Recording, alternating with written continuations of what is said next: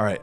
So here's what we'll do now. Let's do this long-belated AMLO deep dive. And we'll start by playing this sound.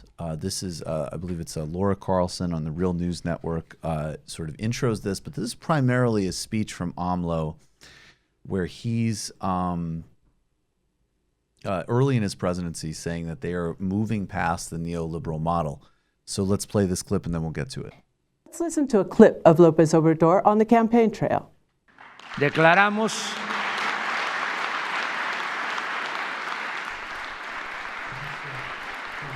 Oh, sorry, I need to, you're right. We formally declare, for those who are listening, from the National Palace, the end to neoliberal policy. de la política neoliberal. Neoliberal politics, actually. Direct translation. You do it, Vic. Why am I doing this? yeah. Go. Aparejada esa política o modelo neoliberal This neoliberal policy or model,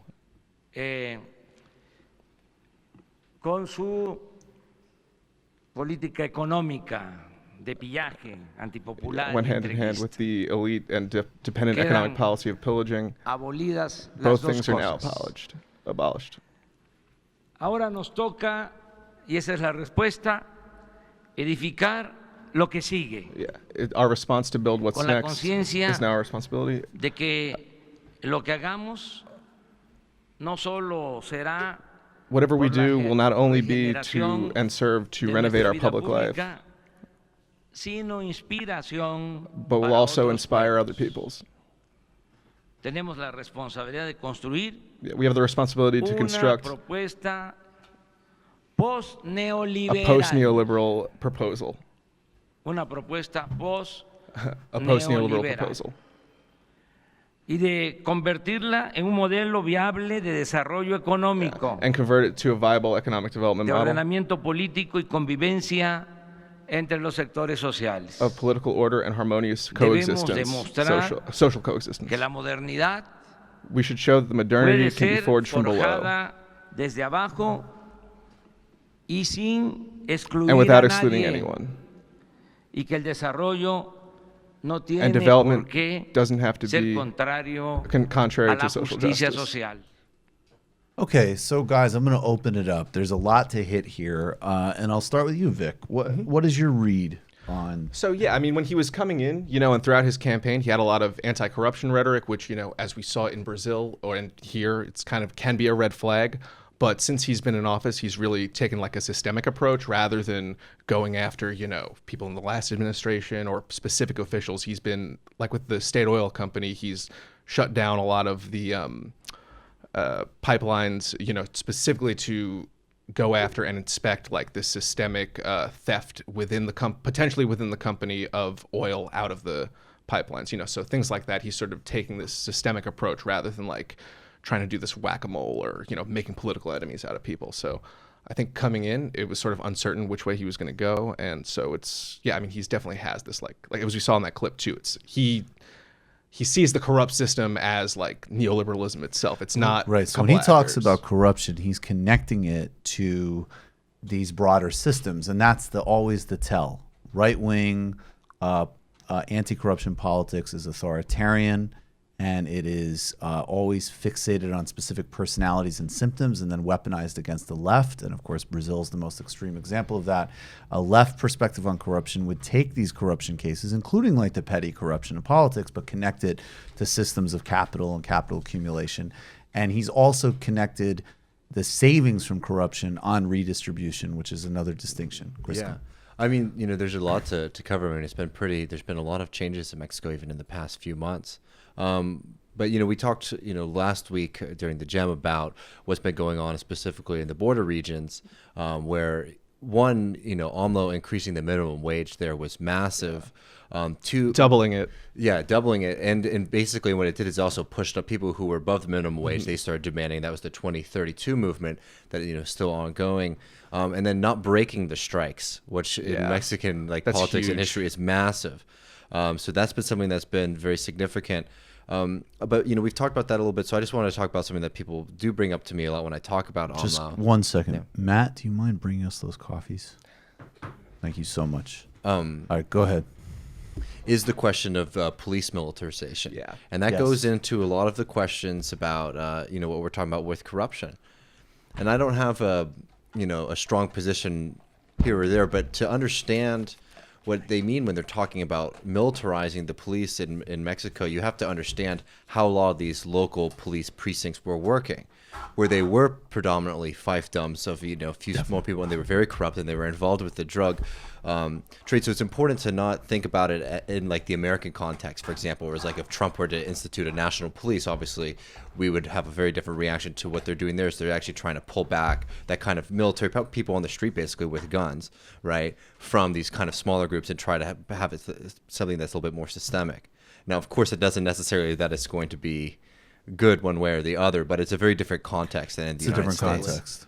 Yeah, that's a really important distinction. And then I think, the other kind of big things that I've seen emerging are that, he hasn't been as adversarial to Trump as people would want. And, and maybe this is just where my sort of default setting of a certain type of realism kicks in, which is that you got to start judging these things on very specific merits. So he opposed the U.S. push for a regime change and a coup in Venezuela. Like that is the type of metric of when a Mexican president, with the asymmetry of that relationship and a dangerous belligerent bigot in the White House and a dangerous U.S. national security state trying to push a coup in Latin America, and he says, no, we want a diplomatic process, that's where it actually matters. I think on the issues of refugees and migrants, that's much harder.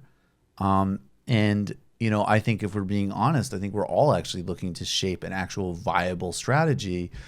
Frankly, I think if you really get into it, not just to reduce the Trump war and terrorism of immigrant communities, but actually more broadly stuff going back to the 1990s. I mean, if you actually look at some of the detention policies on refugees and really vicious policies that got, here's a good pop culture example. I don't know if many people remember Shine, right? The rapper. So Shine, he wasn't as good as Biggie, let's be honest, but he sounded like Biggie. He was Bad Boy, right? He was definitely Bad Boy. And there was the shooting at this club with J-Lo and Puffy.